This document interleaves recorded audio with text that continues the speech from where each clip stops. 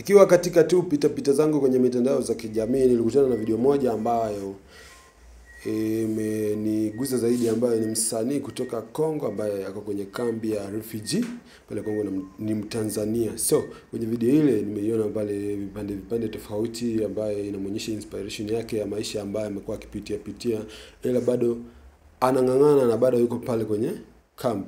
Yaani inaonyesha kuwa yeye ni superstar kamili kabisa, yani ni superstar wa kiukweli. Ukimwangalia pale kwenye video yake ambayo ameshoot It Is My Time, nimemwona pale ameweka picha ya Diamond. Yani anamaanisha kuwa inspiration kubwa yake imetokana na Diamond Platinum. Pia anataka kufuata nyayo za Diamond Platinum. So kwenye kipande kile ambayo intro yake nimemwona kakangu mkubwa sana anaitwa Mchala The Voice, ambaye ana deal na voice over artist, ambaye sasa hivi halihitaji utambulisho Afrika zaidi. Kama unamtambua Mchala The Voice,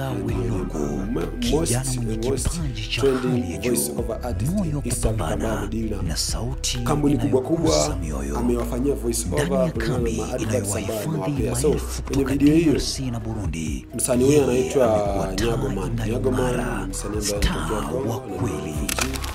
So pale kwenye video yake amekuwa akifanya challenge kwenye TikTok, ingawa sio hiyo peke yake ambayo ni ngoma yake ambayo ameifanya. Ako na ngoma mingi zaidi. Ukienda pale kwenye YouTube utapata amefanya ngoma mingi, na hizo ngoma zake zote ziko sawa. Hata video wameshoot quality videos ambayo sasa hivi mimi naionelea tu inafaa tumpe support na kipaumbele zaidi, kwa sababu ni msanii ambaye anajituma na anajiweka wazi kuonyeshana kuwa uzito wake uko wapi na umuhimu wake ni gani kwa sisi ambao tunamtazama. So kama ni mara yako ya kwanza kutazama Showbuzz TV, make sure una subscribe pale ili kupata updates.